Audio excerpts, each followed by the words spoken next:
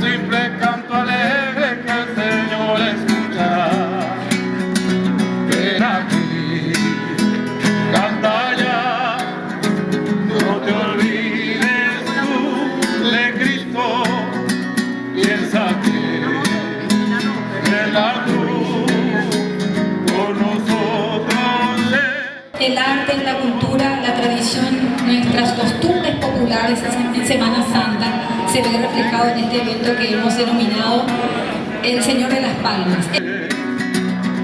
Devuélvele con fe inquebrantable el amor incuestionable. Me emociona profundamente haber podido llegar a esto.